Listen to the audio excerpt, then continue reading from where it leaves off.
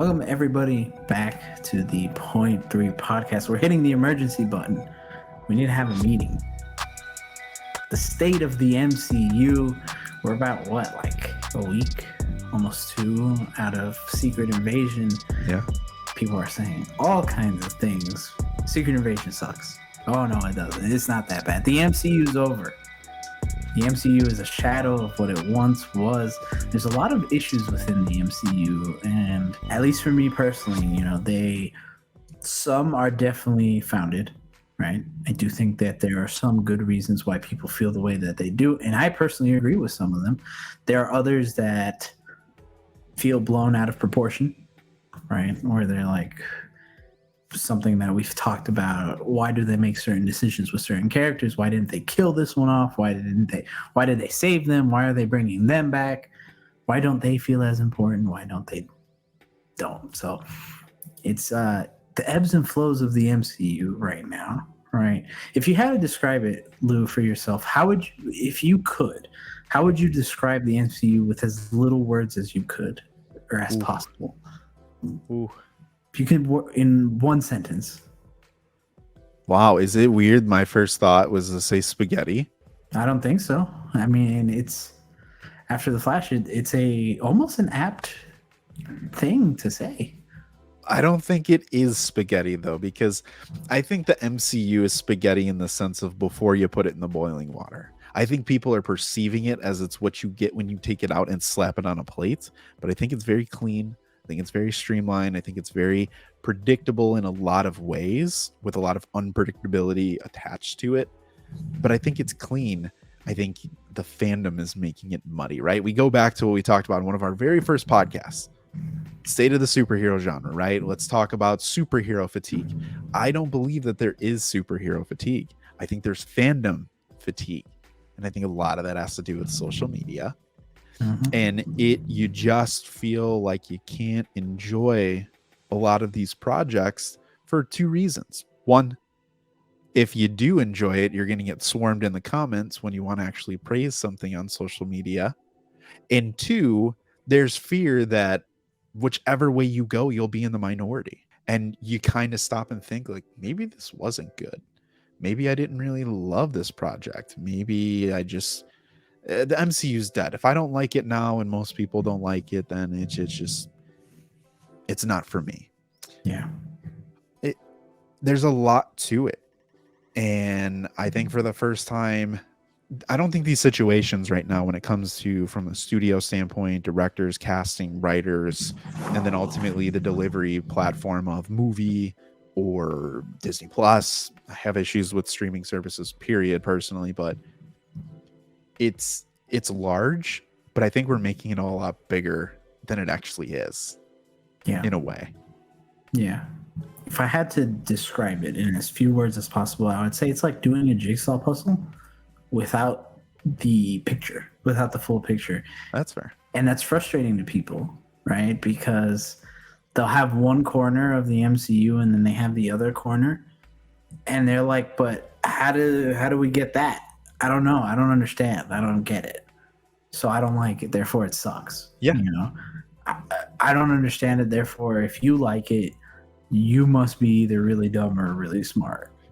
And kind of like you said, the fatigue isn't from the MCU. It isn't the volume, because in reality, we're getting what? 4 or 5 projects a year, which in reality, let's be honest, you do have the time for. Yeah, you sat through Oppenheimer. For sure. You have the time to sit through a Marvel movie or even a Marvel series. Disney Plus. I will say Secret Invasion to that point right there. I don't have time to watch Secret Invasion. Secret Invasion's runtime is not that long through 6 episodes. No, but you'll binge watch something else. 100%. They'll binge watch something else and be like, oh, I can't do that. Well, it's not that. It's more so that if you watch it and you like it, like you said, then it's in a witch hunt, Yeah. You're that one weird guy who likes Secret Invasion, right? Well, yeah, I thought it was pretty good. Well, why do you like it? Oh, well, you're that one person that didn't like, Guardians or The Flash or whatever, I know the Flash is not MCU, but it's one of those things that you're damned if you do, you're damned if you don't. 100%. So it's like, where do I fall? I don't know. I'm scared. Yeah. You feel right now it's a tentative fandom. You don't want to step out one way or the other because here comes the swarm. And if you're not really confident, like for us, like listen, my thoughts are rooted in what I like. I'm not an expert by any means. I don't have all comic book foundational knowledge, and I'm not some sort of walking encyclopedia where I'm like, this is what they should have done because this is what they did. No, I have my own preferences. But one thing that I think is missing, and one thing I think the Point 3 podcast does very well, shameless plug, if you don't like something, do you have the ability to look at it from another lens and say, okay, you liked Secret Invasion. I didn't like Secret Invasion. What did you pull from Secret Invasion that I didn't? Well, you love the dialogue, the monologue, and the one-on-one character interactions. That carried a lot of weight for you because it's something that you really enjoy in a lot of projects you watch. Therefore, it's most likely a very enjoyable viewing experience for you. I don't care about that. All I'm here to see is who's a scroll, who's not a scroll, what are they going to set up for the next thing? I didn't really get too much of that. Therefore, I don't like it. That's okay and by the way, I don't feel this way, but that's okay. But you kind of feel like it's not okay. It's the lost art of being able to criticize the things that you love. Sure. And still love it, right? A fandom that's able to do this, I think, well, is video gamers. Ooh. Where video gamers are able to, at least some, right? Maybe not all, but I think from what I've seen, a good majority are able to be like, I really enjoyed this. This game for me personally is a 10 out of 10. Critically, it's like a 7. Yeah. Because it has its issues. It has its bugs. It has its glitches. I don't like this storage system. I don't like the turn-based game. I don't like those things. But everything else in this game is a 10 out of 10. Yeah. Or I can say that critically, this game, it's probably a 10 out of 10. Personally, I think it's probably like a 6. Yeah. Because I don't like this aspect. I don't like that aspect. All the other things I've said just flipped. Right. People with movies, and I think more so people within the MCU, for some reason, be it the swarm, be it whatever, social media, and it is a combination out of all these things, but everybody has their personal reasons. They just can't admit those things, right? Yeah. They can't look at Secret Invasion and be like, okay, yes, it has its problems. Was the ending a little rushed? Sure, absolutely. Was there certain things that, they could have done better? Absolutely, yes. But that doesn't make the show a 5, because if that's the case, then if you take what those criticisms that you've said into other MCU shows, into other shows in general that you like, more than likely those shows become a 4. More than likely those shows become a 3 out of 10. And now your personal favorite shows based on your critiques are absolute trash. Yeah. But you can say it for some, but not for others.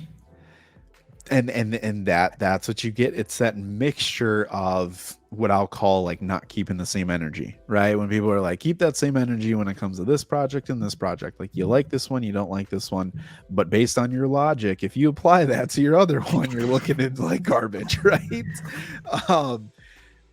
Again, it's just I'm going to change what I'm saying, right? You led me down a path to change the way that to summarize the MCU specifically. And I can apply this to the superhero cinematic genre as well. It is trying to make something that's gray, black, and white. Yeah. It sounds weird, right? Because they're like, you could put it together and someone's going to be in the comments and being like, what do you think the color gray is? No, that's not what I mean. It's you have something that's mixed, but there has to be some sort of identifier that, oh, well, it's mostly this. It's mostly that. Like, why can't it be both?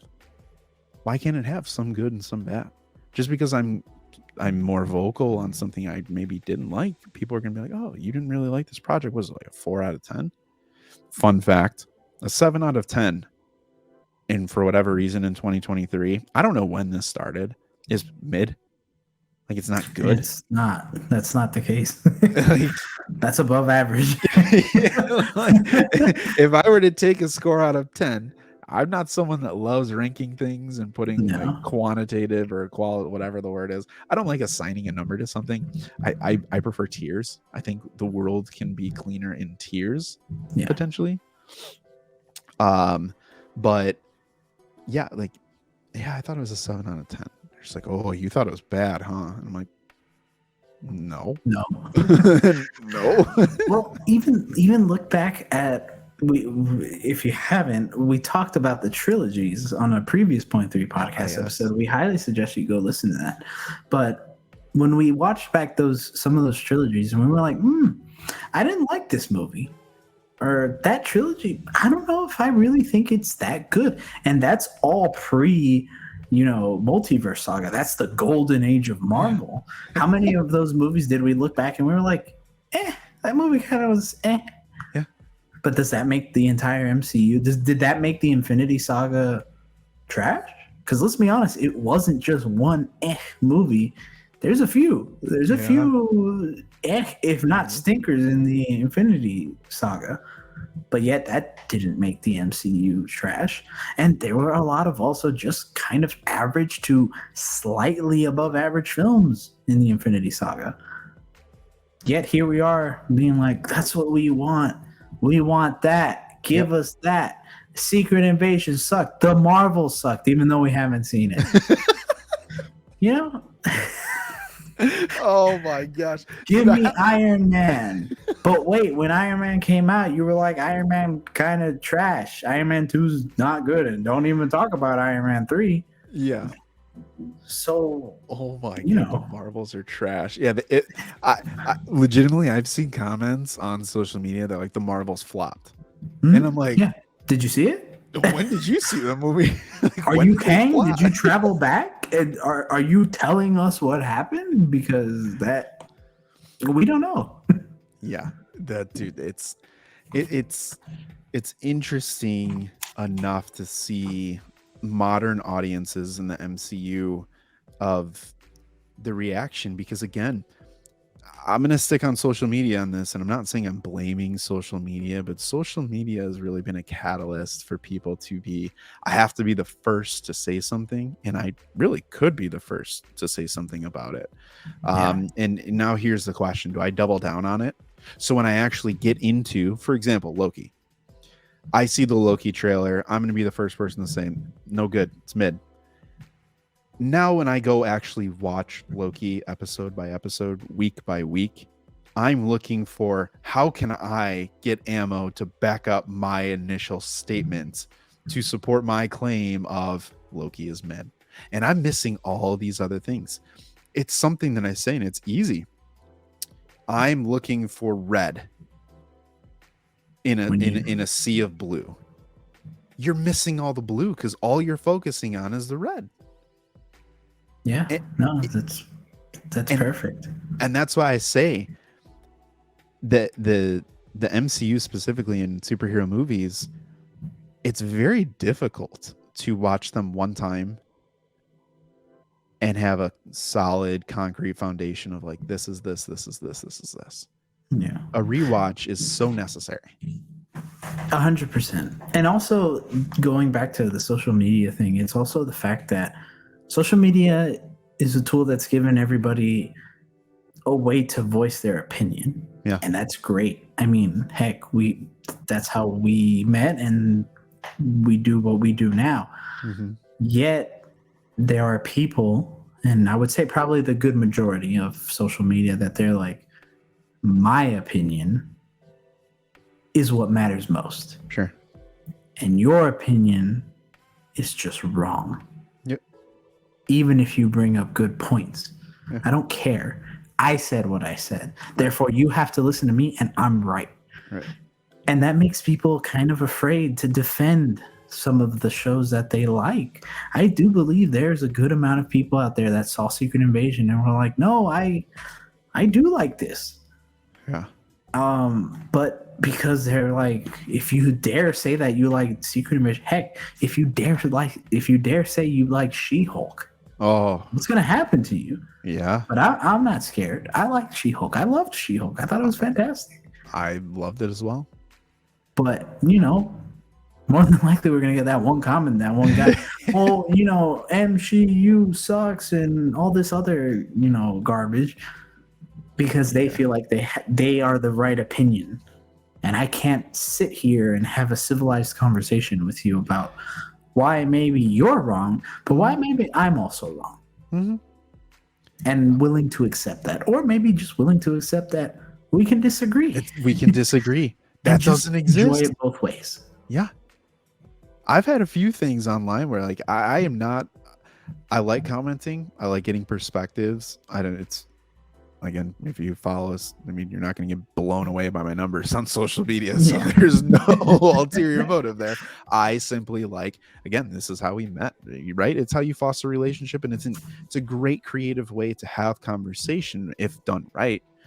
But again, like you were saying, it's these platforms kind of give you that silent majority. And I think the silent majority, at first glance, you hear people like, oh, this is the loud majority of the toxic fandom or the defenders or these things. And it's all toxic because everyone's vocal. I think people are just, the silent majority includes people that are afraid to voice their opinion. Yeah. I've joined the MCU too late.